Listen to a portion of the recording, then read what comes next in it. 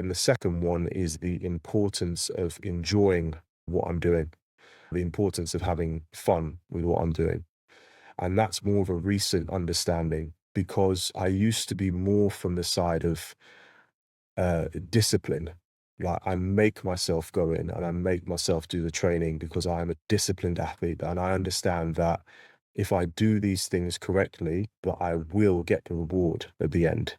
And it's worked to a degree in the past, but I found that I was having to use discipline to get through training far too often. And the problem with discipline is it has a cost, right? It requires mental strength to execute discipline to get yourself into the gym to do the session. And that is limited. Like everyone has a limit to how mentally, how far they can push themselves. And some more than others, but everyone has a point at which they will break and they say, I have enough, I've had enough, like I need to take a day off. Whereas fun is almost endless. You've never really heard anyone said, I've had too much fun. Now I need to have a rest. It's more if you enjoy what you're doing and it's fun that's motivating you to go into the gym and do the session, then you essentially just have a limitless bank of will to go and train.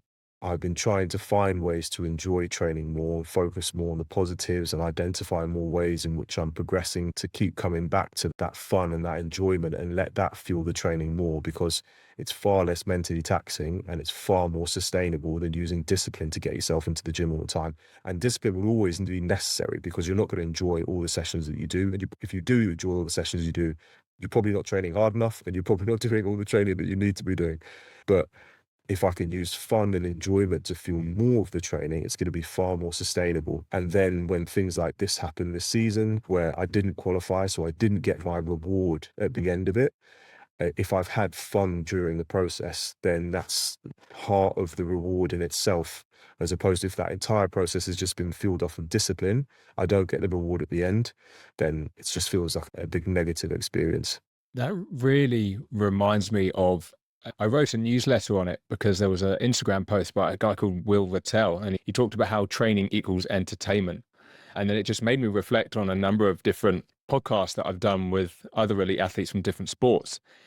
And you can really get a sense of it feels like their success was born out of the fact that, oh, they've got certain training. Oh, I can't wait for it.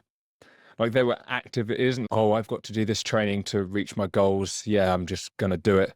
There wasn't like this apathy towards it. It was like, no, I can't wait to train. And even if I was competitive or not, I'm going to do that training. And because they look forward to it, that just changed their perception towards that training. And that enhanced the adaptations they got from all the training over and over again. They just wanted to train.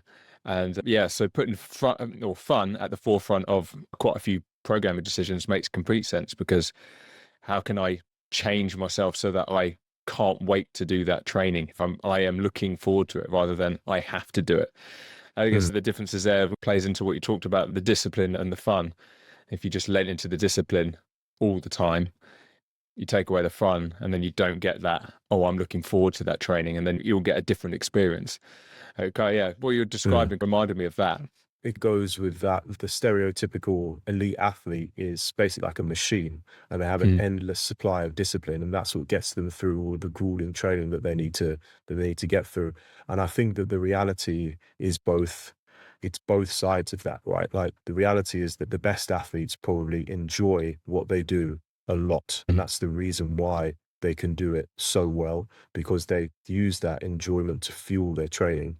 But on the other side of it is that the discipline that is required to get through the worst of it is probably far more than people would imagine. Because it's one thing to like when you first start the sport, most people start sport because they enjoy it, right? They enjoy it, it's fun, and then you do it more, and over time it becomes less of a hobby, and eventually at some point it becomes a job. And at some point it becomes less enjoyable as well. And now it turns from I get to do this and it turns towards I have to do this. And so I think you get both sides of the stereotype, like the discipline that is far more severe and far tougher than people probably imagine. And then you also get the side of it which is actually far more enjoyable, which is the reason why you started in the first place. And that I think the elite athletes, I believe, are the ones that use that the best. before we started recording, we started talking about sort of elite athletes and obsessive qualities towards training. And as soon as you say obsessive qualities, you think negatively, you think pure discipline, etc., etc. I saw a clip regarding Maradona the other day, and how he would just, even if he wasn't playing, like in the changing rooms, he would then roll up a pair of socks and then just do keepy uppies with the pair of socks. And because he's done that over so many years, he was just so good. And he just had this obsession toward football that he would make fun out of any situation and brought football into it, which then led to more practice, which then led to him being exceptional. And I wonder if elite athletes at the CrossFit level in CrossFit are quite similar. Like they are deliberately obsessive, so they have the discipline there, but they are obsessive to try and create fun out of what they love doing, which makes work not feel like work, which as an elite athlete, I guess CrossFit training is your work. Any elite athlete in any sport is obsessed with what they're doing. And I think that is a good thing. I think that there's probably an unnecessary negative connotation with the word obsessed or to be obsessive. But I don't think that being obsessed is a bad thing. Like, we are on this earth for a finite period of time. We're not going to be able to do what we are doing at any point in our lives forever. So why not be obsessed with what you are doing? Why not go all the way in and see what you can make of yourself doing this? What's the best you can possibly be if you put everything into what you were doing? And then once you're finished with it, you can be satisfied with where you finish, knowing that you've done the best you can do, and then move on to something else. I think that's a far better approach than to be, oh, I don't want to be obsessed. I don't want to take it too seriously. And then get to the end of it and not really know, could I have done better? If I put more effort in, if I put more time in, if I paid attention to all the details, what could I have actually done? And that feeling of not knowing would be far worse than being completely obsessed in even failing to reach the goals that you had, but then knowing that's clearly what I'm capable of.